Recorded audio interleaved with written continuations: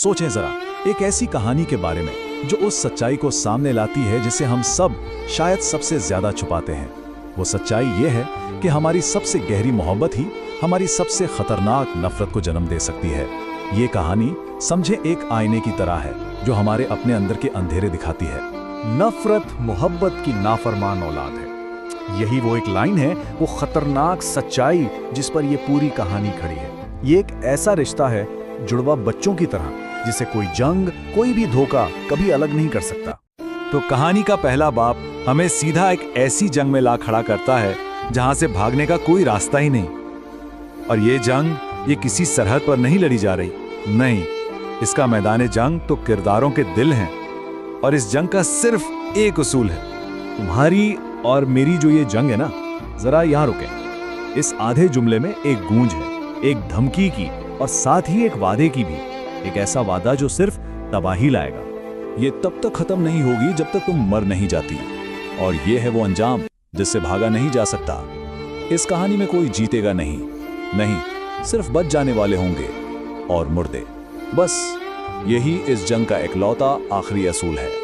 और इस जंग की आग वो इतनी शदीद है कि वफादारी जैसे सोने को भी पिघला कर राख कर देती है। जब बात सिर्फ जिंदा रहने पर आ जाए ना, तो फिर हर रिश्ता, हर किस्म, सब कुछ टूट कर बिखर जाता है। जंग में कौन किसी का क्या लगता है, ये सिर्फ एक सवाल नहीं है, ये इस दुनिया का कानून है। जब तलवारें निकल आती है ना, तो खून के रिश्ते भी पहचाने नहीं जाते। यहाँ हर कोई अकेला खड़ा है और सब कुछ दांव पर लगा हुआ है। तो अब आते हैं कहानी के दूसरे हिस्से पर। यहाँ हम देखते हैं उसूलों की टक्कर। ये जंग अब सिर्फ जिस्मों की नहीं रही, बल्कि दो बिल्कुल अलग सोच, दो नजरियात की जंग बन चुकी है। देखिए, एक तरफ तो वो लोग हैं जो इज्जत और उसूलों के लिए लड़ते हैं, और फिर दूसरी तरफ है वो जिनके लिए जीत ही सब कुछ है, जीत ही सच है, कीमत चाहे कुछ भी चुकानी पड़े। जंग आमने सामने से लड़ी जाती है। ये आवाज एक पुराने जाब्ते की है, एक ऐसा जाब्ता जो शायद इस नई दुनिया में बेकार हो चुका है। ये एक ऐसे किरदार की सोच है जो मानता है कि दुश्मनी में भी एक इज्जत होती है, एक वकार होता है। लेकिन इस सोच के बिल्कुल सामने एक गहरा अंधेरा खड़ा है। एक ऐसा फलसफा जो इज्जत को बुज़दिली समझता है और उसूलों को कमजोरी।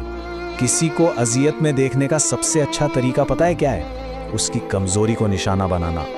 ये लाइन, ये हमारे मुखालिफ की पूरी सोच का निचोड़ है। इनके लिए जंग मैदान में नहीं, दिमाग में लड़ी जाती है।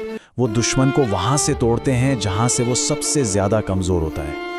और ये सिर्फ बातें नहीं हैं, नहीं, यही सोच, यही फलसफा फिर जहरीली धमकियों की शक्ल ले लेता है। और ये धमकियां सीधा उन लोगों को दी जाती हैं जो किसी के सबसे प्यारे होते हैं। उसके बाद जो मुश्किल तुम्हें ठानी पड़ेगी ना, तुम्हें रोने का भी टाइम नहीं मिलेगा। इन अल्फाज में जो बेरहमी है ना, वो खतरे को बिल्कुल हकीकी बना देती है। ये सिर्फ धमकी नहीं, ये तो आने वाली तबाही का ऐलान है। तो सवाल ये है कि आखिर ये सब हो क्यों रहा है? ये सारी खूनरेजी किस लिए है? ये लोग अपनी जानें किस चीज पर लगा रहे हैं? जवाब बहुत सादा है, ताकत। और वो मकाम जो सिर्फ और सिर्फ ताकतवर को मिलता है। इस दुनिया में ना, कामयाबी का मतलब सिर्फ एक है, ताकत। और इस ताकत की पहचान क्या है? किसी की गाड़ी के पीछे चलने वाली वो 4 गाड़ियां। इंसान को इतना कामयाब तो होना ही चाहिए ना कि उसकी गाड़ी के पीछे ऐसी 4 गाड़ियां लगी हों। बस यही वो भूख है जो इस पूरी जंग को हवा दे रही है। एक ऐसे मुकाम की भूख जहां किसी की ताकत पर कोई सवाल ना उठा सके, जहां उसे चैलेंज करने की किसी में हिम्मत ना हो। लेकिन सबसे खतरनाक बात पता क्या है? ये कि इस बेलगाम ख्वाहिश को अमन का नाम दिया जाता है। एक ऐसा किरदार है जो अपने हर गलत काम को अमन कायम करने की मजबूरी कहता है। मैं अमन चाहता हूं, मैं कमजोर नहीं हूं। ये लाइन इस किरदार के खुद को दिए गए धोखे को दिखाती है। वो खुद को जालिम नहीं समझता, बल्कि एक मुहाफिज समझता है। एक ऐसा शख्स जो सोचता है कि वो अमन के लिए कुछ भी कर सकता है। और यही बात उसे सबसे ज्यादा खतरनाक बनाती है। और अब कहानी के आखिरी बाब में, जब अंधेरा सबसे गहरा हो चुका है, एक ऐसी चीज सामने आती है जो सब कुछ बदल सकती है। तो सवाल यह है कि इतनी नफरत और धोखे से भरी दुनिया में क्या उम्मीद की कोई किरण बची भी है? क्या मोहब्बत इस जहर का इलाज बन सकती है? और शायद इसी सवाल में इस कहानी का असल जवाब छुपा है। इस धोखे की, नफरत की दीवार के लिए मोहब्बत की एक फूंक ही काफी है। मतलब ये कि नफरत की दीवारें चाहे जितनी भी ऊंची क्यों ना हो, मोहब्बत की एक हल्की सी दस्तक भी उन्हें गिराने के लिए काफी है।